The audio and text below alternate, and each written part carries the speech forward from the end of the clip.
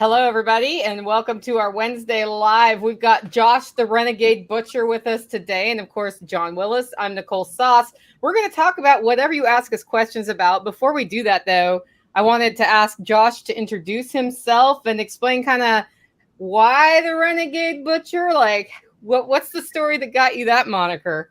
Right. Hey, guys. I'm Josh. I'm down in Southeast Texas. I moved down here about 8 years back.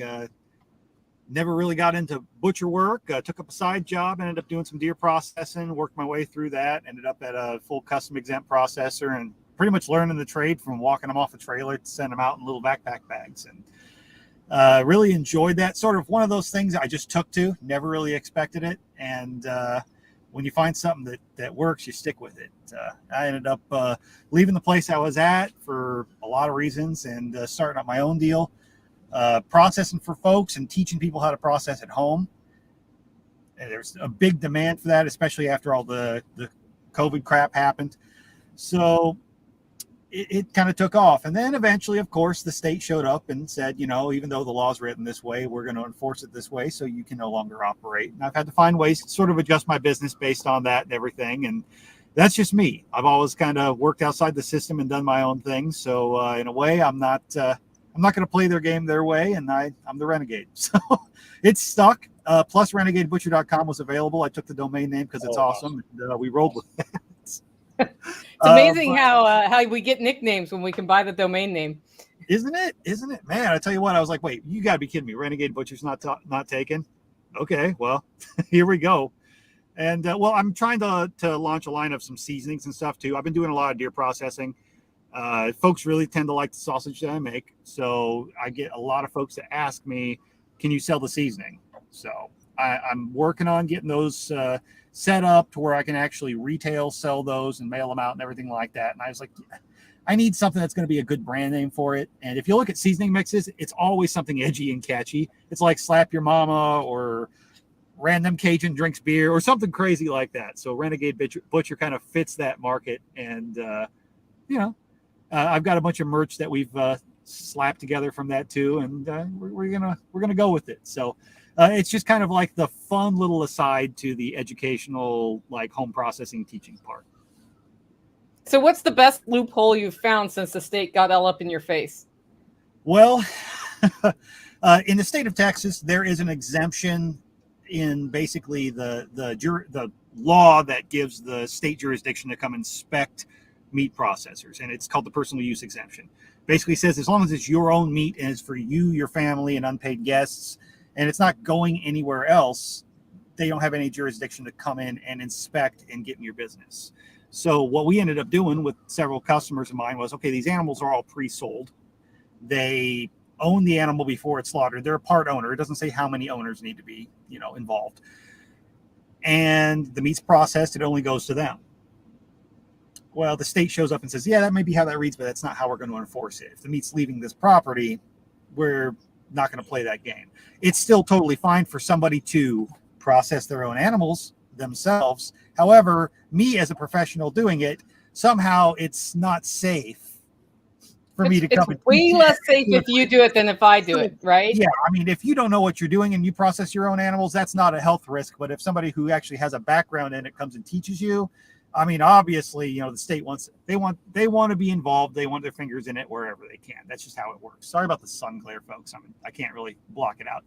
But anyways, so what I've done since then, until I get everything together, I'm looking at working up a system where I've got a mobile processing unit that's going to be able to have a custom exempt license into the state, and it's the minimal amount of inspection, so I don't have to deal with them quite as much. But in the meantime, what I've been doing is consultation work for folks. I can't come and take money to process your animals for you. However, there's no license in the state of Texas for me to be an educator or a teacher. I can put out a podcast. I can come to you. I can sit there hands-on and teach you and show you, walk you through the process, as long as you're involved and you're willing to learn how to do it yourself.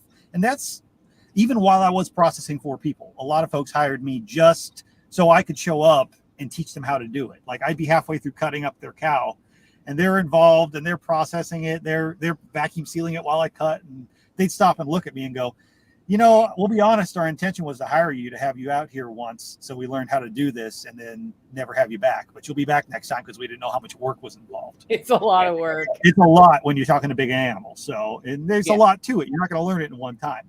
But that told me there's so many people who really want to learn. So that's where I've kind of focused things right now until I get the other processing side busy. But I want to have that still be a part of it, like an adjunct to it. And once I have that mobile rig set up too, I want to use that almost as like a broadcast studio, do a lot of video content and put that out. So I kind of started up a consulting company on the side along with my normal stuff to kind of keep things separate, keep it cleaner and a better image with the state. Like, look, I'm just doing consulting stuff over here, but I kind of want to build that into like a network of consultants of people all over, like people like, Unicole and maybe Billy Bond and folks all over the country who know how to do this at home. Because when you are trying to figure out how to do this, you want to call up somebody that can either come to you or you can talk to, who's kind of local to you. You want to know that guy. And I can't be that guy for everybody. Texas is big enough. I can do digital content, but if you need somebody to be there, there's a lot of people in this space, but nobody knows where to find them. So I'm kind of hoping to turn it into a network of people of where do you find that guy? Is FDA state or is it federal? It's USDA is where we have to deal with the meat processing, and that's federal, but that really mostly applies to when you're selling individual cuts. There is usually a state level version of that too, to where you can sell within your state. At least in Texas, you can get state inspected or USDA inspection, and it's really which form you fill out. If you can do one, you could probably do both. Below that, the level below that is called custom exempt. Whereas if you went to a brick and mortar processor, or now they're starting to add in mobile processors, they have a license where the inspector doesn't have to be there the entire time, but that meat is only for the person who owns the animal before it's processed. They have to be licensed to process it for you. And if you did it yourself, there is no license. So the only time you really need the full USDA inspection with the inspector there during the slaughter and inspecting facilities before is when you plan on taking individual portions of an animal that weren't owned by the consumer and selling those out like retail style. Do those regulations apply to wild game? No, they don't, because they can't regulate it from the point of slaughter. So that is 3 to 4 months of the year. That's a big chunk of my income. Is that it depends on the state. Wild game in Texas falls underneath the jurisdiction of the game wardens. Unless you're doing something really shitty, the USDA might show up and be like, yeah, you have totally unsanitary conditions. We're going to red flag this. But for the most part, they stay out of your hair. It's the Wild West. I've had an inspector tell me it's the Wild West when it comes to wild game processing. My point to that question is it's okay with wild game, but not rabbits up the hill, which are way cleaner than wild game, right? It's just amazing. And you could process that meat. You could process that meat and give it away to way more people, and they wouldn't have it. It's about that money. It's about taxing. Well, it's absolutely about taxing, and they'll be really quick when you kind of confront them about that, and you have that angle. The inspectors will be like, "Well, we don't charge for the licensing. I'm not here to shut you down. We're not charging you for a license to process. Blah blah blah." I'm like, "You're asking me to pull $25,000 out of my ass and produce a mobile slaughter truck that's going to comply with y'all right now. So you are kind of shutting me down." But yeah, no, they don't necessarily charge for that license. However, they want to be involved with everything. They want records. They want your books. They want to be in your shit. And then if you're ever in a position where by the inspector's, call, they have to work overtime, then the state bills you time and a half for that inspector's time. So it's one of those things. It's how they word it. They're really good at kind of obscuring all that crap. It's government intervention. How often do they show up? It depends. If you're doing a full USDA inspection, an inspector has to be there during the entire time of slaughter of every animal. If you are doing custom exempt work, it depends on the unit. Depends on how much they want to keep an eye on you. But typically 2 to 4 times a year, you're going to have them and kind of check your stuff out. Is it announced? It is typically not announced when it's a brick and mortar, but I do have several friends who are some of the first to do licensed mobile in the state of Texas, and they have scheduled with them because they're having to come to the individual customer's property, and they don't want to travel if there's a cancellation or something like that. So there's a lot of ways that doing the mobile side gets you out of a lot of shit. You kind of know when your inspector is going to show up. You don't have to have a full state approved $80,000 septic system and whatnot, because there's a loophole with that because it's on the individual's property, stuff like that. So that's why I'm going with the mobile. Well, one of many reasons I'm going with the mobile. It's just it's the least amount of state intervention I can deal with while still being able to do it as a professional. Do you think they have like drug deal? You think it's like a drug game? Like they have undercover meat buyers to set you up? I mean, how do you get on their radar? Oh, social media is a big one. What really finally got me, and competitors, people making reports. Most of the time they don't mess with you unless there's a complaint.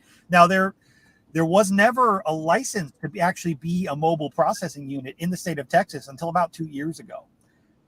They started up doing this after somebody approached them. They came out of nowhere. They didn't announce anything. They didn't, pre-market or anything. They went to the state and sucked their ass basically and straight up said, hey, look, we'll do whatever you need to do for us to have a mobile license. Some other states are doing this. So the state, of course, took free reign with that and says, well, great. We'll write all kinds of rules and try to make you apply all the brick and mortar rules to your stuff. Like I literally have to have a public bathroom available on my rig for the state inspector to show. Yeah, some people are bringing porta potties in a separate truck. It's stupid.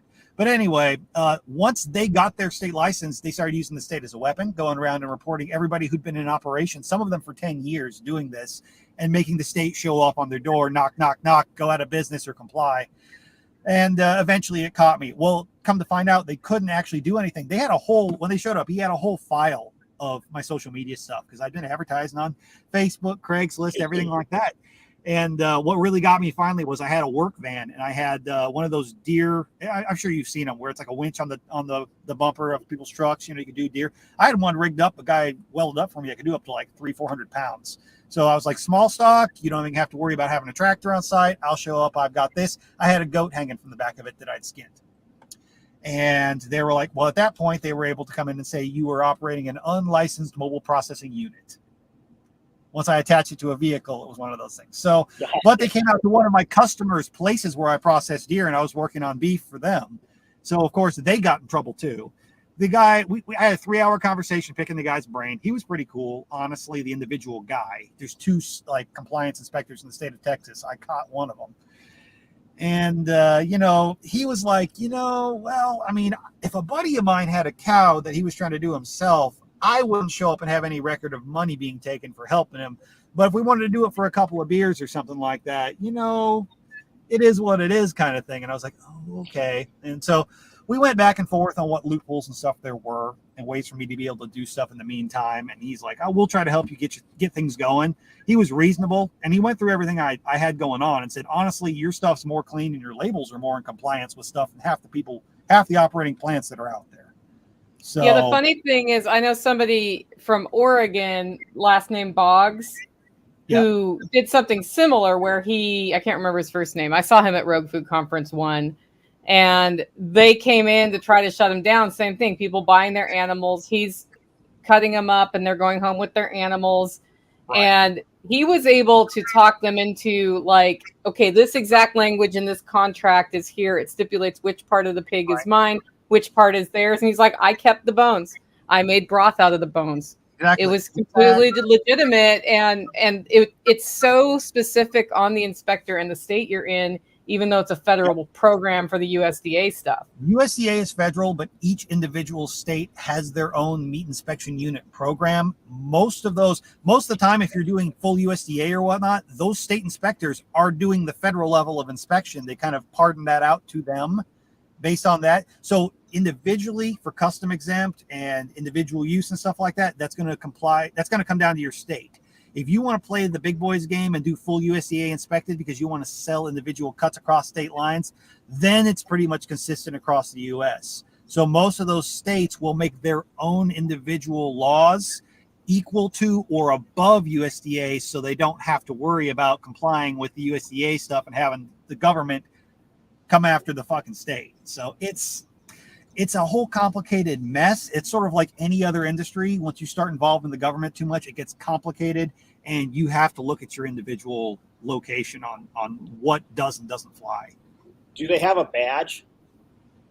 I didn't ask him for his badge. but he did show up in, state, like, buttoned up shirt and everything like that. And did he have a gun? I'm sure he would have produced paperwork if I really asked him. But are they armed? The guy, well, unless he was concealed carry, the guy that I saw wasn't. But a lot of these guys that do this are ex-law enforcement. You kind of have this crossover with here in Texas, game wardens. I think actually to be a game warden, you have to have had some experience as a cop. So they pretty much all came from that background. The meat inspectors, some of them are, but most of those guys actually are butchers that decided to go work for the state. So they have more of a background from the actual meat side, and they're pretty knowledgeable for the most part on the industry itself, which, I mean, I would say is probably not the worst idea if you're going to have a state, level inspection type thing, to have the guys at least know the industry. Could you have a contract that says that you're just cutting this all up as pet food? I wish, but I don't know that. What they were doing was we actually had pre-sold those sections of the animals to the individuals while they were alive. They had bought a portion of the animal. Everything. I probably could have taken everything that we did to a judge if they really wanted to push it and said, look, this is exactly what I had a printed copy of the personal use exemption and the entire legislation that was built into that the meat inspection unit has to operate under. I brought that out, highlighted it, and I was like, look, right here, this is what your law says. He's like, I understand that's your interpretation of it, but here's how we're going to enforce it. You're doing this for money, and that's not covered in that. And I'm like, it doesn't say anywhere in there you can't hire someone else to do this for you. And he's like, well, yeah, that's your opinion, and here's our opinion. So it's one of those, I could take it before a judge, but two things. One, I don't have the money for a good lawyer right now. Fuck with it. For another, what's going to happen then? I'm going to go to war at the court level with the state of Texas meat inspection unit. So if I win this, or if I don't, for the rest of my career in Texas, I'm going to have them up my ass looking for a reason to nail me to the wall. And I was like, it's just a bad career decision. So you pick your battles. I'd love somebody to take them to court on it. But if I want to keep doing this, it ain't going to be me. That's just not a smart move. Yeah, they're probably going to be up your ass anyways just for doing videos like this. How hard is it? Yeah, but how hard is it to just comply and give them what they want?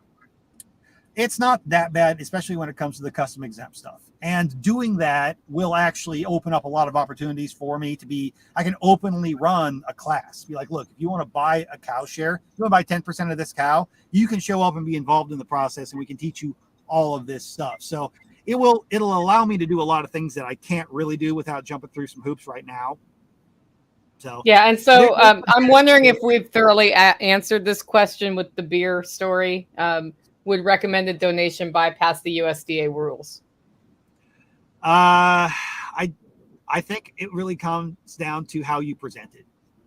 You know, one of those things. And I would say that if, for example, you wanted to hire me to come teach you how to process and cut up your own animal, it's a whole different ballgame. That's me educating you on how to do it properly. You're the one actually doing it. Now, I've even spoken to one of the head inspectors in the state that's going to be involved in setting up this mobile unit and said, is there any issue with me doing consultations? Is there any issue with me, teaching people? Is there any issue with me renting people my equipment? And she's like, I don't think so, but you may want to look at your liability as a teacher or as renting. I'm not asking you about liability. That's not that has nothing to do with you. If somebody wants to sue me over something civilly, or if somebody gets hurt or whatnot, that has nothing to do with you. Are you guys involved with that? No, I would just advise you. I'm like, are you a lawyer? Because you probably shouldn't give me legal advice if you're not a lawyer. She's like, no. I'm like, so are you guys going to be up my ass if I do education or if I rent equipment to people? No. Okay. That's all I needed to know. And I got it from the horse's mouth. And I made sure I texted her later on to get it in writing too. It sounds like you just need to operate on people's property that have gates. Well, there is that too.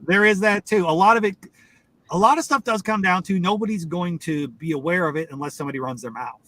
But also on top of that, I've had a lot of people that have, I've worked with in the past, and they're like, hey, can you come help me and everything? And I'll explain the situation that I'm in. And you kind of have to make a judgment call based on that too. Like, I get a little bit when somebody out of the blue calls me up and be like, yeah, we heard you do this and that, and they leave me a voicemail. I'm like, are you a Fed? Yeah. Yeah, I'm not stupid. It's one of those things where you start getting to that gray area, and I don't want to do anything that's going to risk me potentially getting this state license that I want to get. But at the same time, you have to use reason when it comes down to it. Do you do poultry? Talking to some folks not long ago, they were in a really restrictive state, thinking about running a workshop to teach people on doing poultry and rabbits, and their state laws are very much not, really in line with stuff, being able to do things the way they want to do it.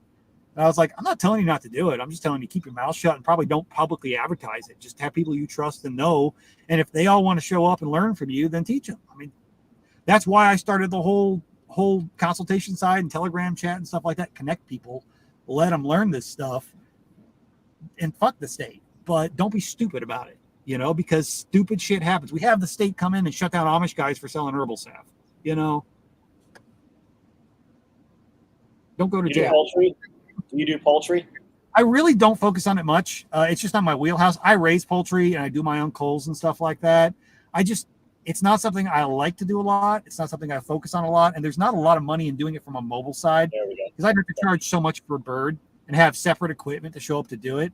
So I don't focus on it a lot, but it's a big part of meat processing and home meat raising. So for my educational side and my podcast and stuff like that, I try to feature a lot of people who do that and bring them in to give their opinion and voice too as well. Because I don't want to exclude that, but it's just not what I do personally much. Yeah, I think something on the poultry side that is underexplored is renting a facility to process your own birds.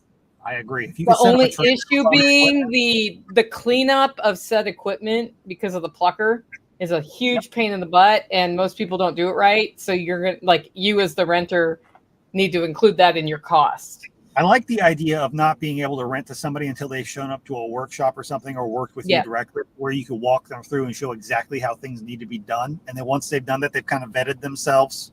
And even if you want to give some sort of little holler certification on poultry processing or something like that, and that's what's required for you to be able to rent with them, I like that idea a lot. There's a couple other people who have thought about setting something up like that. I'm like, dude, a box trailer or a flatbed trailer set up with the equipment, and you could rent it out to people to be able to do their own stuff. You could probably make some serious money on that. I tell people all the time, if you want to get a plucker, I'm like, find somebody who does pastured poultry around you and ask them, hey, not only can I borrow your plucker or rent your plucker, can I come over on your next processing day and have y'all teach me? Most folks will let you come over and just work for free to learn. And once you've kind of built that relationship with them, they're a lot more likely to let you use their equipment. Yeah, I'm at the point, though, where the plucker does not need to leave the property, because the jiggling around of the plucker, the wires, we had to rewire the whole thing at my last class in the middle of the class because, you know what I mean? And it wasn't anybody's fault for transporting it wrong. It's been trailered all over the state a couple times. I'm like, okay, maybe that just needs to be here. Right. And on solid ground. I don't even own a plucker because I don't enjoy doing poultry enough that I could justify the cost. And I only do a few culls and stuff a year. And most of the time it's older roosters. So if I'm not feeling like plucking that day, I'll just skin the damn thing and it's going in the soup pot, Skinning is a wonderful thing on poultry. It is. It's great. It is great. I hate to throw away duck skin. I really do. But but those feathers are hard to get off. So you have to too. Is a lot of times I've got the folks who do pastured poultry. A lot of times may raise a cow or a couple of pigs a year and want my help on the educational side of things. So it's really not hard for me to barter some educational services for some poultry if I don't want to do it myself. Anyway, sorry, John. I didn't mean to step on you. No, go ahead. Go ahead. That was pretty much it. What were you going to say? I don't know. It doesn't. Okay. Sorry. Yeah, sometimes there's a lag, and so he won't hear that you've started until he starts. So I think we have a little bit of that going on right now. Yeah, it'll happen. So why do you think it's important that we learn to butcher our own stuff? If you tried to get a butcher spot for anything large animals lately anywhere in the country, 6 months to a year out, most places. But on top of that too, we're all pretty liberty minded here. we're all on board with the idea of freedom and being less involved with the government and bringing home that food. I mean, if you want to raise a garden, if you want to be able to produce your own food and whatnot, why not also learn how to process it yourself? If you want to learn how to can, why not learn how to butcher as well? Because you're totally reliant on somebody else. You're reliant on a centralized system. And let's be honest, right now, small producers, small brick and mortar places have it hard. The big 5 producers in the country kind of have a stranglehold on it. Most of these laws are written by lobbyists they paid. They've written these laws to be really hard to comply with because they have the money to comply with them. It's not difficult when you do 50,000 animals a year to comply with a bunch of little bullshit laws. You can afford that. When you do on average 1,000 a year, it's really hard to jump through all the hoops, and that's by design. So when you're trying to do it at home, or you're trying to hire one little individual to do it at home, it's really hard for that guy to comply with the state, the way they write those laws. There's a lot of equipment that require, there's a lot of just hoops to jump through, and they try to close every loophole behind you when you find one. So being able to learn to do that yourself, that's another aspect of self-reliance. I know you guys have a whole festival on that. It's intimidating to do something that's a large animal, large hogs, cattle especially. There are ways to do it. And we have to remember, not that long ago, your grandpa was probably doing a steer out in the pasture with the whole family and brought in some friends and stuff to help. You didn't always have the option of being able to go down to the butcher and have them do it. We didn't have the infrastructure in place to be able to do that. These skills are dying. That's part of why I've had people give me grief. They're like, why are you trying to teach people how to do what you know how to do? Aren't you going to shoot yourself in the foot? I'm like, no, there's not enough people who know how to do this stuff anymore. There needs to be more. This is a dying art. I'm actually in several groups that are known as, butchery, a dying art. And it's sad, but it's true. Most guys that are in my profession are in their 50s or 60s. Kind of how the farmers are around me. Oh, go ahead, John. Once they see you do it, they don't want to do it anyways. Aren't most of the most of those big companies, those big 5? I thought it was actually 8. It might be. Those companies owned by China for the most part. I think a lot of them are. But I also don't think it matters. Chinese, Americans, whatever, when they've got a stranglehold on an industry, and hell, for all I know, half of those companies might be owned by 1 or 2 of the same ones. But either way, we've got a massive oligarchy when it comes to meat and pretty much every other major industry. China bought a bunch of paper mills, came in, disassembled them, and moved them out of the United States. I'd heard the same thing was happening with a lot of these meat processing plants. These big companies they're buying, they are breaking them down and taking them out of the States. And then during the COVID stuff, when you saw a huge shortage on sausage, we would typically, in the United States, cut those cuts up into smaller cuts. Right. And then we would have the leftover would become sausage. When China started buying those companies, China is just quartering those pigs and putting them right onto the ship and processing on their way over. Yep. People don't realize a lot of the meat processing as well as lumber processing takes place in international water out on those big, huge ships. Where there is little to no oversight. Exactly. Why do you think, it was a couple years before COVID. Everybody was talking about it was becoming cheaper for Chinese companies to take chickens produced in America, take them to China or international waters, process them, and then sell them back than it was to process here. And if that doesn't tell you there's a problem, I don't know what does. Yeah, and part of the problem is the regulation. It is. But that is by design as well, because they don't want people doing this. That's what they want, a monopoly on the industry. They do not want decentralized. There is a war on this. I know when Joel kicks off the meat section of Rogue Food Conference, he's always talking about how the USDA inspector conference is celebrating how few facilities they have to inspect. Oh yeah, versus that there are many. So it's considered successful to have fewer larger ones because that's an internal efficiency for their agency versus the minute one thing goes wrong at one plant, I don't know, people get sick and don't come to work, you're screwed. It's shut off, and next thing you know, you're burying pigs in giant pits and lighting them on fire in the middle of think about it, Midwest. they've got a set budget for their industry, for for the USDA. They've got a set budget for all those inspectors. Every plant that opens up and operates full time needs minimum one inspector that goes to that plant. So the more inspectors, the more plants, the more inspectors, the more they've got to divide that up. So the less inspectors they have, the more money all of them can make. If they want to race, they want less competition. They want less coworkers. So if every small town was self-sufficient, then you wouldn't need them. And it's not just about them. It's about trucking. It's about railway. It's about electricity. It's about bureaucracy and government. Right. Bureaucracy and government, to continue to exist, has to continue to grow. So they've got to have their little claws. You literally need to look at them as though they are the enemy. Like when people start focusing, it's not let's get along. That is the fucking enemy. And when you start treating them as such, they're going to be like, don't go out to that town because those people are hostile. We might not come back home. But it has to be the collective community. Yes, it does. It can't be just the individual, because when it's that individual becomes a target. You know, it's like, I don't want to make myself a target. I don't want to end up in Club Fed because I'm trying to just promote freedom. But if you have an entire community and an entire region of people who are like, no, we're not going to let you do this, that makes it really hard for them to enforce. Sort of like in Texas, why we have laws that allow us to, you can buy from a Texan company a suppressor that without having to have a federal tax stamp because you bought it in the state of Texas. And the federal government says that's still not legal by our laws. And the state of Texas goes, yeah, but you can't enforce that without our compliance.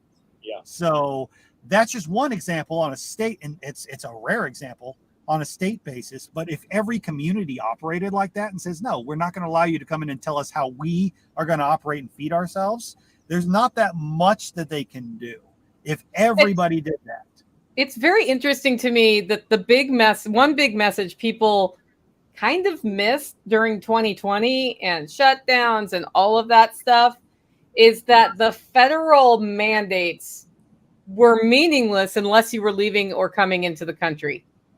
Yeah. They were meaningless because it all boiled down to state and then local communities compliance. And the people who pushed back on that, like if you see successful pushbacks, it was totally at those levels, right? Like in Oregon, they went all in on it, except for the county where my dad lives. The sheriff's like, we're not enforcing any of this. And so people did what they wanted there.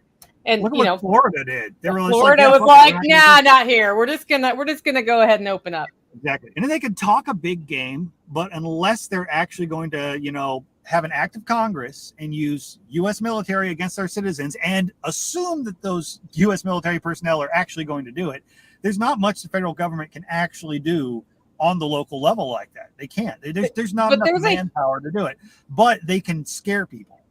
There's a huge amount of power in seeing that message that I think a lot of people miss. But like you have way more power than you know, and this obsession with something being legal or not legal being more important than something being right or wrong. Legal does not mean moral. It's programmed. Exactly. Well, when you watch that little square box in your living room every day and you get all your information on how the world works from that, it's really hard to think for yourself. So I'm not saying never watch that shit, but people have stopped thinking for themselves. It's become such a world of groupthink. It's allowed versus able. So oftentimes people will tell you the things you can't do just because they're repeating, they heard somebody else say it. And when you really get to the root of it, it's not even a thing. It doesn't exist. But you are right. They will David Koresh you. They will Randy Weaver you to make an example of you as soon as because they will put everything on you to make fear in everybody else. Absolutely. Exactly.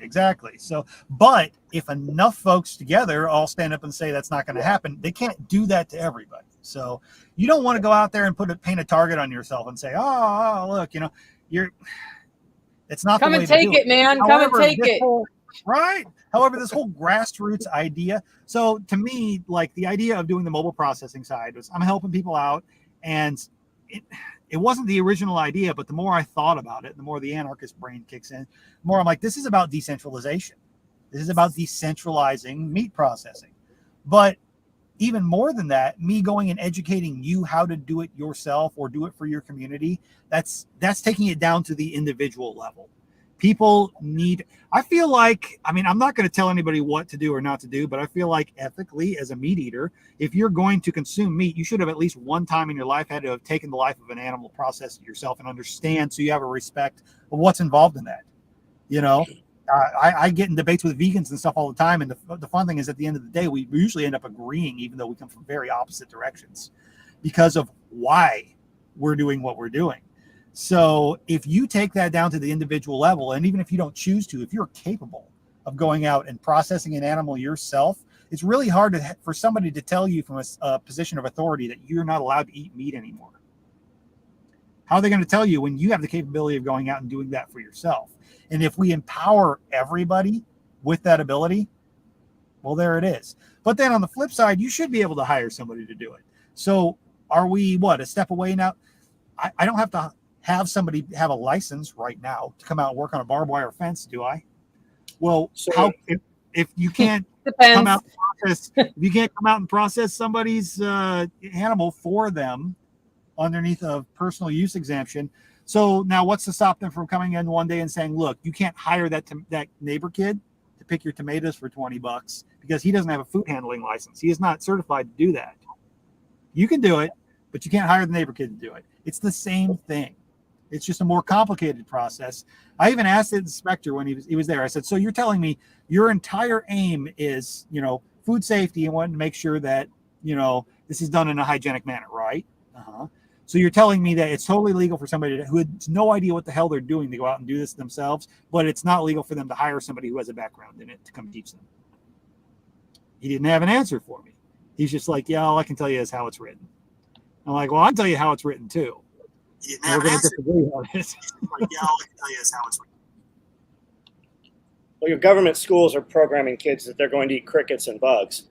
So that means not. That means you won't need that barbed wire fence. You won't need that barbed wire fence soon. That literally is their plan. Right. Oh yeah, if you eat meat in the future, they want it to be like lab meat. Why? Because they control the production of it. Why? Because they are making the profit. Yeah. Oh yeah. And the irony is, somebody put up a big post yesterday on one of the groups I was in about some snack having cricket flour in it. And I looked at the list of ingredients, and it was like cricket flour, bean flour, pea flour, like all of this stuff. And I was like, well, I'm way more concerned about the other flours than the cricket flour, just from a health standpoint. Not that I'm against eating insects if you want to eat insects, but making people eat anything is what bothers me. It doesn't matter, because we obsess, as the freedom fighters, we obsess on this cricket thing, which sounds gross to most of us, but like if I was really hungry, I would eat a cricket. I saw them fried up in the marketplaces in Thailand, like humans have been eating insects for as long as humans have been around. That's fine. It's a source of protein. The macros aren't the same. I think you're probably going to have some issues. You're not going to get the same animal fats. There's a lot of benefits to eating animals. That's why we do it. That's why we've done it for the longest time. But I'm not against eating insects. That's fine. If you want to have cricket meal and throw it in your shit, that's great. Raise some crickets, make some cricket meal, do whatever. But I don't want anybody coming in and telling me that I can't eat what has been an ancestral food for us for as long as we've been able to be human. Heck, you could even debate this all day long, but there's a lot of studies that are showing that humans didn't really start developing the brains that we have until we started having enough fat input into our diet. That it was a time we really started eating like mussels and shellfish and roadkill, basically, before there were roads, that we started developing into what we are. So, Well, while you're busy eating your cricket protein and your mealworms, your bigger problem is going to probably be the vitamin D deficiency while you're in their slave camps building and assembling whatever it is. I mean, if you look at Bill Gates taking a lot of testosterone, it looks like he lives on soy and has no vitamin D. So, let them do them. The people pushing that, though, most of them, they will only be the ones who can afford cow. That's who's going to eat it. I mean, Exactly. And that's the plan. They talk about the efficiency and environmental impacts and whatnot and everything like that. I'm like, okay, that's great. I'll tell you what, 1 year, why don't you go out and raise a cow on pasture, raise it to butcher age, process it, be involved in the work and see what's there and see what your output is. And then the next year, go ahead, build you a stack of crates, raise enough crickets to be able to produce the equal amount of protein and see the daily input and work that you have to put into it. And tell me what you would rather do and what's more efficient and what's more environmental in the long run.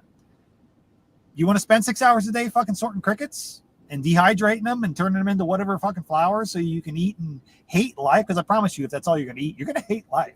You know? I mean, what's life without a good steak on your plate? I'm just saying. Sorry. I heard a story earlier today. Excuse me. I heard a story about a friend who made himself 2 steaks for dinner. He's going like full on meat only, whatever that's called, carnivore. Got full. So he ate from the outside in, and like, you know, the center of a ribeye is really good. Oh yeah. And he put those aside for later, went to bed and forgot they were out, went to work the next day, forgot they were out. And he was like, I've sinned against steak. Oh, no. It's so sad. I was like, yeah, that's bad, man. Oh, see, you know, I do that occasionally too, but that's part of why I absolutely love raising pigs. Now, granted, there are a lot of laws in a lot of states that say you can't feed meat to a pig and then sell it. Well, I raise my pigs for personal consumption. So anything that's left over for me, I don't care if it sat out overnight on the table. It goes to the pig. I turn it into bacon. I don't feel like I waste anything anymore. But for me, that's another part of why having animals on the homestead like that is such a huge thing, because you're taking things that would go to waste. If you have cattle, sheep, goats, you have grass. If you have any extra food that would be thrown away and tossed in the garbage bin or composted or whatnot, you can feed that to a pig. You can feed that to chickens. You're taking what would be a waste product, turning it back into food. And right. And by processing it yourself and being able to do that at home, you're closing that loop. You're becoming that much closer to self-sufficiency. I don't care if you somehow magically are completely self-sufficient with everything that you grow at your home, because you have a food forest and an orchard and garden and all this fun stuff, and you can manage to do it and feed yourself. If you don't have an animal to feed that waste stream back to, you're wasting something somewhere along the lines. Not to mention the manure that comes from the animals. Absolutely. You're not going to do any of that other stuff without it. You cannot look at any natural system, because let's be honest, permaculture or anything like that, regenerative agriculture, we are trying to mimic natural systems. There is no natural system anywhere on this planet where plants flourish without animals. It is a cooperative system. And unless we are working with both sides of it, and let's be honest, those animals are going to age out. Those animals, you're going to have problems. You're going to have culls. If you are just raising those animals and not utilizing them, you are wasting the potential. You are wasting a food product. So by having that balance of both plant and animal inputs, you know, that natural system, we as humans, as omnivores, are able to harvest from both. I think we probably are better off getting the majority of our calories from the animal side. Personally, I don't judge anybody who wants to, you know, live on zucchini. That's fine if that's what you want to do. But if we really are interested, as most people say, in the planet and in building better systems and trying to fix the problems we've created with modern, you know, mass agriculture, you can't do that without having balanced systems. That's going to involve animal agriculture. And I think a lot of people are scared, and a lot of it is culture, because people weren't raised in that. I know a lot of folks who just can't bring themselves to kill or process an animal, and I understand it. I don't judge anybody based on that. But at the same time, that's a first world problem. That's not a problem anybody could afford to have a couple hundred years ago. You know, True. You had to be pretty damn rich to have the scruples to. You're hungry enough, you're going to kill something and eat it. I promise you. You get hungry enough, you'll eat your buddy if he dies in a plane crash. We've seen that demonstrated multiple times in human history. It's just go ahead, John. New York Times came out day before yesterday and asked, is it time for cannibalism? Is cannibalism coming back? Wow. In the state of New York, there's still some laws that say cannibalism is legal as long as the person being eaten agrees to it prior or something to that effect. Right? It's all silly, but they are putting it out there. And New York Times did put that article out there And maybe it's all bullshit, right? But it's Right. it's desensitizing people to that idea of that. So we want to desensitize them to the idea of cannibalism, but we're also still promoting the idea of people being sensitive to eating animals. Yeah. I don't know any animal people that are. I don't have that. That's not around me. That's not in my circle. If it is, welcome, come. You're not going to change my mind. There's no. Right. We're not going to have the conversation. You're here because of something we all have in common interest, and that's not eating meat. So do you? Right. No problem. Not interested. Well, and I know several people, some of them very close to me, that they have no problem with eating meat. They understand, but to them, it's just not something they've experienced or done. They can't quite get past that part within themselves. They don't want to see it. They don't want to see it with fur or face. They don't want to think of it as a living being because they're so attached to these animals, and they have that anthropomorphization in their mind. It's so ingrained in them. They grew up on Disney movies or whatnot, whatever it is about society that puts that into people. And it's like, I don't judge you for that. But at the same time, we're in a time period where you have the luxury of feeling that way. Yeah. And we're that close to having that taken away. And you have to make that hard choice. And if you look at cultures that have vegetarians or vegans and look at where in the world they are geographically located, it's a very different climate. Yeah, right. It's at the equator. You're able to grow things grow year round, and it's a totally different. They're getting their vitamin D from the sun. You know, it's a totally different situation. Then you look at the Inuits. You look at the Inuits, where their diet is almost exclusively animal because that's what's available, and they have massive health problems if you take them out of that environment and start adding a bunch of sugars to their diet. More so than somebody who say comes from an equatorial area where their ancestors have eaten a lot of sugar. We do adapt, but at the same time, like I said, the more we research it, the more we look into it, what made us humans in the first place is our consumption of meat. I mean, whether you want to look at it from a religious perspective or you want to look at it from a scientific perspective or a combination of both, whether you believe that God brought you out of the Garden of Eden and said, y'all eat meat now, or we became what we are because we started eating meat and growing these big brains. Either way, it's a part of who we are. So we can deny it all we want, but I don't think anybody right now can actually, while being, logically consistent, look at a human diet and say that eating a diet free of animal proteins and fats is healthier than the alternative. I mean, I'm sure somebody will come at me for that, but that's okay. I'm ready for it. Probably. I don't think anybody here is going to come at you with it. No, probably not. If so, you might have followed the wrong channel. Please follow, but you might learn something, but you're not going to agree with us. I think it's good to watch things you don't agree with, though. I agree. I had that discussion the other day. I think we all need to constantly challenge ourselves, no matter how firm we are in our beliefs of things. Because if the moment that you're not willing to do that, you're starting to fall into that trap. So the narrative that we are in inflation right now is an interesting one because we are seeing an increase in prices. But I've got a listener who documents prices every week and has since 2020. Right. Or maybe it was mid 2020 or 2021. He started every week saying, this is my shopping report. And as a result of that, what I've seen is we've gone up and we're coming down again on some things. Right now, you're starting to see dips in prices on certain things that didn't sell at the higher prices, or perhaps what has happened is that people ordered from 3 companies at one time and then canceled, like manufacturers canceled when the first order came because they were hedging by ordering from multiple sources.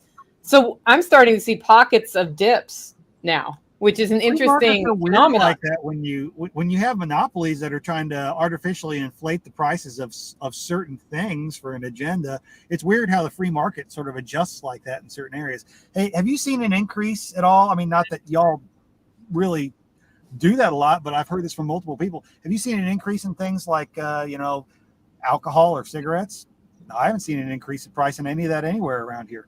Nobody's talking about how expensive cigarettes are anymore. Nobody's talking about how expensive beer is anymore. Hell, last time I bought a case of beer, I looked in there and it's the same price it was 2 years ago sitting on the shelf.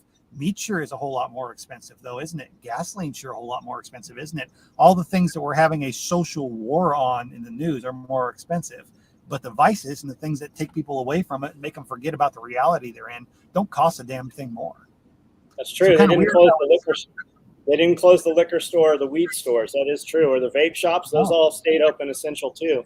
I'd be curious to know, with those prices coming up and now coming back down, if those have expiration dates, right? Are they bringing them back down because we're too close to expiration date? I'm seeing all over the place that a lot of the canned goods and stuff with expiration dates have been restamped to extend it, or they're near expiration.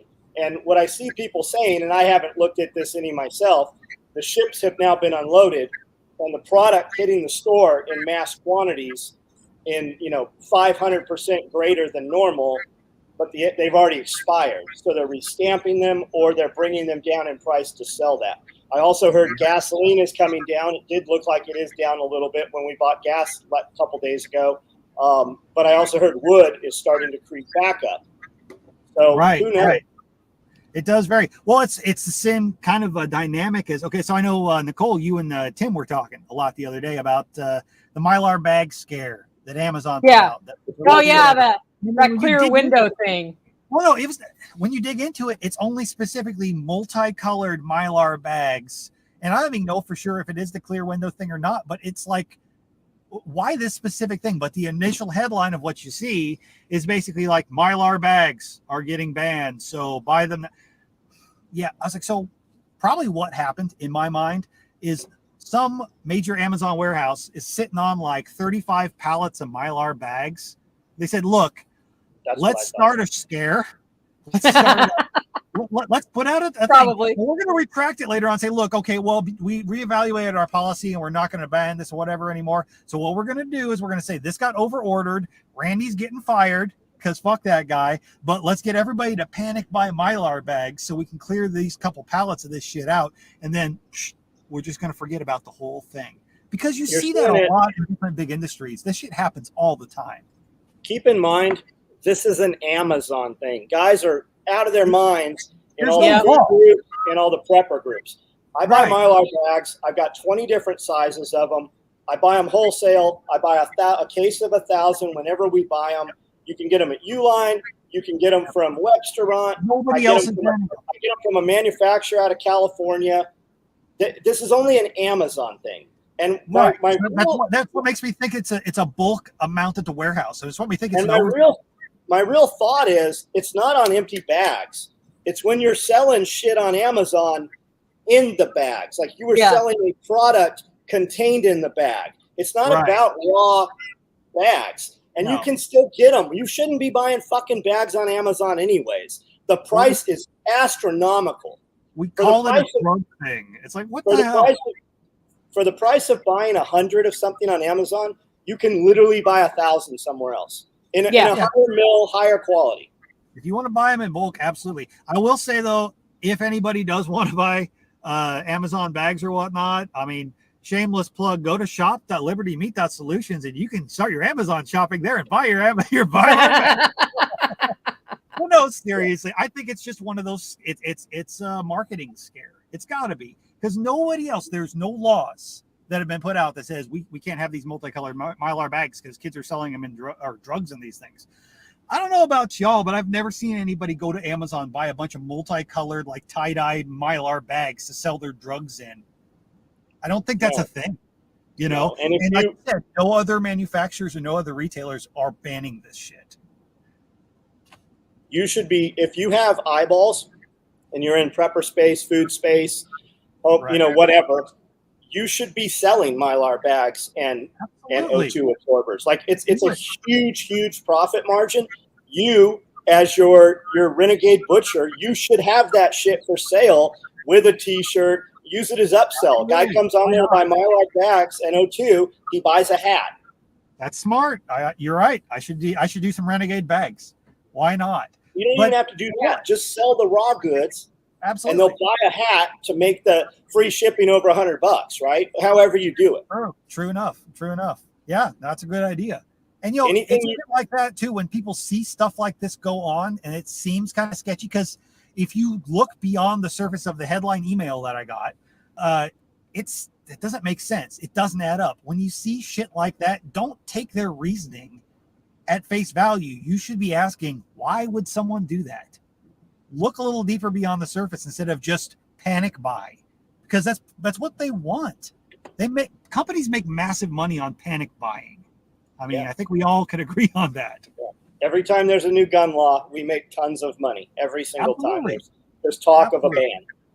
Yep. Yeah. It's funny how watching those things happen and then reading the things people send me about the conspiracy behind the Mylar bag with the window or whatever. And I'm thinking, like, how did you go from A to B? I don't even. Exactly. I don't like wow. to dive too much into the conspiracy stuff. I love to question things, and I love to go, what's the reason beyond that? But I also probably don't think the Illuminati is involved in the Mylar bags. I feel like if they are doing some shit, they probably have bigger fish to fry than Mylar bags with multicolors. I mean, I don't know about you, but I don't personally need to buy Mylar bags at this exact moment. I have no need for them at the moment, so I haven't bought it. Well, no, I use them, but I don't need to buy. But I'm We pretty have so many Mylar bags. We roll them around on roller carts because they're too heavy. Yeah, they're super heavy. I think maybe I need like a big coat, and I should like be wandering around the city at night and be like, hey, y'all need some Mylar bags? I got all these colors. I'll hook you up. First one's free. First Mylar bag's always free. That's what you do with the Skittles, man. You're like, here, taste these Skittles. Oh, absolutely. Freeze-dried Skittles, and people are like, whoa, and then like got you roll up to every soccer game. Why do you think I was at barbecuing there at Float Fest, and half the people, it's a regional thing. Most people have not had boudin sausage. And I was like, I had it cut up and on a plate there the whole time. They're like, what's that? I'm like, try a piece. Once they try a piece, they want it. But nobody wants to buy some shit that they have no idea. So yeah, the same thing with during deer season. I always have a stock that I keep back of stuff of all my regular sausage flavors and whatnot. I believe in sampling. When somebody shows up and they're hungry because they just spent all morning in a deer stand, they drug that deer up out of the woods and they bring it to me to process. You know what? They may pay $100, $120 for me to do the whole basic cut up, and they're not thinking about getting anything else but some hamburger or whatnot out of the trim. But when they try that sausage that's sitting there hot on the plate, and they go, damn, that's good, because they're hungry, and I do a pretty good job on it. Next thing you know, how much of that can I get? That's how it works. And that's how people need to think when it comes to a business mindset too, though. You need to be able to show the value you can bring to people, not just talk about it. And sometimes that means giving away a little something for free. True story. All right, we're rounding a corner on an hour here. John, anything you want to know before we sign off? No, we can, no. Nope. Josh, anything you want to cover that doesn't have to do with Renegade Butchery? Not a whole ton. The only other thing I've really been digging into a lot lately is integrating the whole Lightning Bitcoin tipping into a lot of my website stuff. So that's going to maybe be interesting. We might be doing I might be helping out some people in the TSP community on building up a forum website on people who are interested in this like American breast chicken type thing. I'm not really getting into it that much, but I might be doing the website of it. And we might be integrating a lot of funding for the back end of it and stuff like that with Bitcoin Lightning. I know Jack's been talking about that a lot. We've got a Telegram group on it, Lightning for Liberty. You can check that out if you want to learn more about it. I've been doing, if people want to set up their websites and shit and integrate that kind of tipping or donations on the back end, I figured out how to set up QR codes that you can actually just click on to and brings it up in your phone or browser to where automatically you can tip if you've got a Lightning wallet. So that's been my other exciting little side thing other than just doing the podcasting thing and working on the meat type stuff and education. Go ahead. With the Lightning wallet, they can tip off of a debit card or anything, right? They can tip in any manner, right? Pretty much. You're going to need to load those Lightning funds onto it, but there's some easy ways to do it. Like if you have Cash App, which you can have a debit card through Cash App or link it to your bank account or whatnot, it's easy. You can actually directly send somebody Bitcoin Lightning or fund your Lightning wallet with that. You can actually directly send another Cash App user Bitcoin from your cash balance too. There's a lot of easy ways to do it. And we kind of cover that in that group too. But yeah, No, it's yeah. So super big simple. picture, I think Bitcoin. big picture. Let's back up because a lot of people probably don't know what Lightning is. So we have just switched gears to cryptocurrency. Bitcoin is quickly becoming, or has been, the dominant cryptocurrency that people use. And those of you who are kind of new to it, you've watched it go up and down and up and down. Lightning is like, if you think of Bitcoin as the nerdy back end of a website that you never want to look at, and Lightning as the user-friendly interface over the top of that, what it does is allows developers to make user interfaces to access the nerdy part of Bitcoin and transact easily in it for low to no fees. And the cool part about it is, even if you never want to touch cryptocurrency, you can use this network, transact with each other, just commerce, US dollars to US dollars. What's really happening is the Bitcoin nerdy part is doing the transaction. And as a result of that, A, the central banks aren't involved, and B, the fees are way lower. So as a retailer, that 4.5% that I'm paying every time somebody pays with a credit card kind of pisses me off for the service I'm getting. But there was only one show in town. Now with Lightning, it's looking like over time there's going to be ways to as a retailer get my costs down. Better yet, when I pay people in Bitcoin, because I work with people who want to be paid in Bitcoin, I don't want to pay in Bitcoin right now. No. Right? Now's when you want to like hold it, because it's going to go up probably later. I mean, I can't guarantee it. This is not financial advice, but historically it goes up over time. And I don't want to like take it at the low and let go of it. But I can literally take US dollars from my bank account. It goes through the Lightning Network, and my person on the other side gets Bitcoin. It's a win-win. I'm not digging into any collection I might have of Bitcoin. They're getting paid in Bitcoin at a time where if they just sit on it, it could be a boon for them in a couple years. So Lightning is one of the most exciting things, I think, to kind of hit the cryptocurrency world, where we're finally normalizing from nerdy back end of the website, spockage interface with the cryptocurrency to, my dad can use it and not know he doesn't even need to know he's using it. Right. My biggest thing. So if I turn around and pull up my debit card right now, and I went to your website and I bought a $20 bag of Hollow Roast coffee, how much fees are you paying for just offering the service of me being able to use my debit card?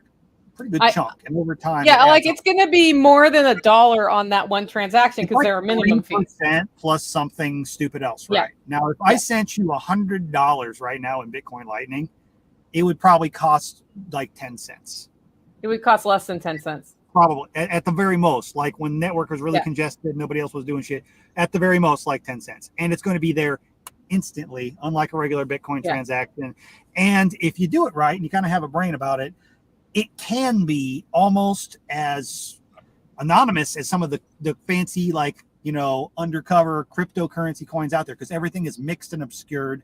So it also adds a level of privacy, and it's super simple. Like, stuff that I'm working on, not only like a QR code that you can just scan with your phone, not even having your wallet app open, like scan it with your freaking regular phone. And if there's a Lightning wallet on your phone, it goes, do you want to open and pay this guy? Or you can click on it, and if you have the right browser extension, or you have the right thing installed on your computer, or you're doing it from your phone, just that click, there it is. Would you like to pay this guy? And how much would you like to pay him? How much would you like to tip me? Because you saw some value on this website or this social media post. So we're trying to integrate all of that, because we've had a lot of fun with it, especially on Telegram. The whole value for value thing, we found the whole dynamic of a group will change when people can tip for positive things and contributions, and people don't get tips when they're an asshole. It's kind of interesting. Like when you bring sometimes when they're an asshole and they're funny, they get tips. Be honest. Sometimes, yes. Let's be honest. But they still brought value to the group. They brought humor. When you provide value to a group and you get rewarded for it, people tend to change their mind and start providing more value to a group. And it's really been interesting to see those group dynamics shift and change really quickly after you start to integrate the ability to do that easily without people having to jump through hoops to do it. And it lets you pay people with crypto who don't take crypto. Pretty much. Yeah. I can get either one of you US dollars by using Bitcoin over Lightning. And it just doesn't, at that point, it stops mattering what your currency is. Yeah. Because it's also, Deutschmark, or I guess they don't make that anymore. If you're running it over the Lightning network, you're basically excluding the SWIFT network. So your typical regular money-to-money transactions are going over the SWIFT network, and they're taking their cut. And usually it's 3 to 5% in the neighborhood, depending on how it's done.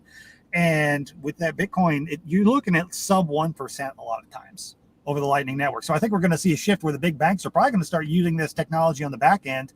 I'm sure they'll be charging their fees and making their money, but it's going to be more. When you have big banks looking at a new technology that actually circumvents them and going, we need to start using that, you're on the right track. Well, they're scared to death. Like, they don't matter anymore. Oh, yeah.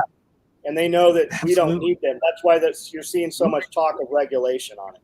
But you could take your phone and touch it to a point of payment service and pay them, even though that business, that grocery store doesn't take it, they can still be paid with it. And and the cashier has no idea that it happened. All she knows is she's paid.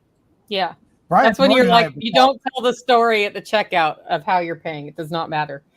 No, Brian and Norton and I were kind of vibing with a couple of guys on the idea of, we could literally put like a little NFC tag, like one of the contactless things or whatnot, that you could slap on the bottom of a coffee mug in the morning when you go, God, this is some good coffee, and you're in a great mood or whatnot. I could take my phone out, tap it to the bottom of my coffee mug, and be like, I'm going to tip that guy 100 sats right now. And it goes between him to me, back and forth. Nobody knows that it happened. We're like, and for context, 100 sats is 2 pennies right now. Yeah, it's nothing. Or I could send him whatever I wanted to. Yeah. But that's the other thing, though, too. Where else could you afford to literally send somebody a couple of pennies and have it not be eaten up by fees? It enables us to actually control our money again. And what's a couple of pennies now when Bitcoin finally goes to hell back up and eventually it's through the moon because there's only 21 million of them around? What's 2 cents now? It might be $20 10 years down the line. All right. John, you want to talk? Are you getting excited for that swale workshop this week? Oh, that should be fun. No, I'm not. No. Sign up if you haven't. It's going to be the same stuff that we do already. We're going to be outside. It's going to be sweaty. We're going to come inside where it's nice and cool. We're going to cool off. We're going to eat some awesome food. If you're not signed up for the swale class and you have no interest whatsoever in swales, this is the best opportunity for you to come and talk to these guys one-on-one where there's not 1,000 people here. Self-Reliance Festival, you're going to see 1,000 people here. You're going to get to talk to everybody that you want to talk to. But if you really want to have a conversation without 20 other people trying to change the conversation, this is your opportunity. So show up here, hang out with us. After the class is over, we're still going to hang out. We're going to sit down. We'll have some meals. If you want to meet Billy, William, any of the other people that are coming, if you want to see the property here, you want to talk to me about anything, this literally is your best time to do that, where we're not going to have hundreds of other people around. Yep, and it starts Saturday morning, and it goes for like 2 days. So that's selfreliancefestival.com/swale to grab your tickets. It includes breakfast and lunch and on-site camping if you want to. If you have a camper, you should totally email me because you need to take that to a slightly different place. But we can accommodate some campers. I think we have 1 or 2 coming right now. Cool. Yeah. Nice. Yeah, I wish I could make it out for it. A little bit of a hike to Tennessee, but that sounds awesome. I mean, how much of a hike is it really? 12-hour drive? Yeah, my guy left here today. My guy just drove to Dallas-Fort Worth today. So, I mean, you can do it. Oh, I know it's doable. You got to work the rest of your life around that shit. But yeah, exactly. I get it. I want to go and meet all these people, and I won't ever go. So we have to have an event big enough to get them to come here. Right. That's the hard part. There's so many great events like that going on around the country, but I've heard nothing but good shit about the stuff you guys had going on. There was Self-Reliance Fest. And ours is the best. Well, people need to be buying tickets for you guys are having it in the fall again though, right? October 1st and 2nd. Yeah. So people need to be buying their tickets for that shit now while they still can, because I know you're going to cap it in a number of people eventually, right? Ours is the best. It doesn't cost $500 to come. Right. Yeah. It would cost less if the stupid transaction fees weren't so high. I mean, I tell you what, if there was only technology out there coming up that could Wonder if we could integrate Lightning on there and bring costs down for Lightning payers only. I bet you could find a way to do it. Now, I'll tell you what, some of like my Renegade Butcher website, I've got Lightning fully integrated, and you probably could spend a little bit less if you use Bitcoin Lightning. Yeah. Definitely worth doing. Anyway, yeah, the festival's coming together. selfreliancefestival.com has the current confirmed speakers up there. We have a few in the works that I'm waiting for the final confirmation on, so we'll be rolling out more, but it's shaping up to be an awesome event as usual. Somebody's emailed me and asked how many people were there last time and how many people will be there next time. The answer is 550 people were there last time, and we're expecting 800 to 1,000 this time because it keeps close to doubling every time we do it. And every time we do one, there's more and more excitement about it. We have different demos, great presentations. And the best part, I think, of any of these events are the people you meet while you're there. 100%. It's wonderful to meet people with whom you don't have to have your filter up as much, or you don't feel pressure to have your filter up. But it's also kind of cool how it works that you'll talk about and say, hey, I need this thing. And then somebody's walking by saying, I have one of those. And people link up and they find out, they live near each other, or they should have met and never did. We've had people who met in the military 20 years ago. Yep. Meet again and realize, I don't remember you, but I think we sat in the same bar together, like hanging out now that we get to talking. And it's that fellowship and that relationship development to me is the most important thing of any event. That's why when people are like, sorry, I didn't go to any sessions, I'm like, good. That means you made some good relationships and you ran off and you figured out what you needed to do. That's not necessarily a bad thing. Right. When I was at FloatFest, I did not make it a single talk. I didn't get to make it to a single workshop or anything like that. I sat and I served food to people the whole time. And people felt bad for me. They'd come up and be like, dude, did you get to be involved in the event at all? Did you get, talk to any of the speakers? And I was like, I fed every one of the speakers. And I had everybody came up and hung out and talked to me the entire time. I was like, but the connections there, the time spent, everything, it was awesome. Just being present was huge. And yeah, you're right. Stuff like this, the connections you make. I mean, y'all probably would never, anybody watching this, you wouldn't be hearing from me if I hadn't been to FloatFest a year or two and met some cool people and ended up talking and we ended up vibing and we all ended up connecting. This is how you meet people in this space, and this is how you learn a ton. Yeah. I always hear people complaining about how they can't meet any quote unquote like-minded people. I'm like, they are literally all around you. They probably live 2 doors down if you haven't met that person. Like, you don't even know. I told somebody the other day, they were like looking for somebody who's like, I want somebody who's kind of like liberty minded. That's like, will sell me a bunch of like unwashed eggs because I'm going to a festival and I want them to keep and blah, blah, blah. And I'm like, you don't have anybody around here that sells eggs? Well, there's a couple people that have signs with like yard eggs and shit. I'm like, go knock on their door and say, do you have some eggs that you won't wash? I was like, because they'll probably be like, yeah, it's less work for me. And most of the time, somebody who's selling eggs from a sign in their yard is pretty liberty minded. They just may not advertise it. They may not be in your freedom cell group or something like that. But most people think like that in a rural area. I was like, just go out. They're there. Go talk to them and you'll probably find out y'all are on the same page, but you won't know till you talk to them. We have people show up from thousands of miles away and meet people that literally live 15 minutes from them. That's one of the biggest questions is how do I meet people that do this, or how do I find a girlfriend that's on board with this? You got to go where those things are, man. You got to go to the where that's common. And that's the thing. 1,000 people come in, but they're all here for one thing, right? So the handshake is already met by coming through the gate. Otherwise, you wouldn't have traveled to here. Yep. I started a Telegram group about to kind of connect with my podcast, but talking about like Liberty Meet and chatting about it and everything. And we've got like 78 people in there and whatnot. There's like 10 of them that probably live within 30 miles of me. And none of us even knew about it until we started talking about where we're at. Yep. None of us have ever met in person. We've only ever met through the topic. Yeah, amazing how that works. Okay, well, Josh, promo your stuff. We'll go around the horn, and then I'm gonna get my butt ready to go to a swale workshop right after this. Right.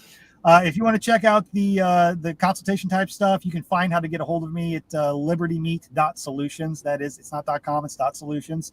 That website I don't put a lot of time in, but if you want to look at any of my podcast type stuff, it's live.libertymeat.solutions. You can find all the YouTube stuff, all the ways to contact me, all the social stuff. That's the easy way to do it. Shop.libertymeat.solutions has all the affiliate crap and whatnot. But if you go to renegadebutcher.com, it links to everything else. That's got my seasoning projects. That's got all the crazy food freedom merch like this t-shirt and whatnot. If you want something like that, go check it out there, or find us on Telegram. Go Liberty Meat Chat. Just look that up. And that's been a really good community if you're interested in the topic at all. So yeah, that's pretty much what I got. You can find me on social media pretty much anywhere under Liberty Meat Solutions or Renegade Butcher. Well, I'm Nicole Sauce from the Living Free in Tennessee podcast and Holler Roast Coffee. And at this point, running this thing called selfreliancefestival.com that randomly appeared in my life about a year ago, right, John? I think that's when we started doing it the first time. Loving it, having a great time doing that, and just did a canning webinar last weekend that was pretty awesome, showing people how to can beef. So when beef falls in price, they can put it up and don't have to buy freezers. All of that is basically centralized out of livingfreeintennessee.com. John, you get to close the show today. SOEtacticalgear.com is my company. YouTube channel, Instagram, Facebook, they all say the same thing. So you can find it anywhere. The message on Instagram is a little bit different. We put 5 pieces of content on YouTube every day, and I do a live feed almost every night at 9 o'clock on YouTube, sometimes on Facebook. So if you want to have a conversation and you want to direct the topic of the conversation, jump on, ask questions, and we'll end up talking about whatever you guys want to talk about. All right. See everybody later. See ya.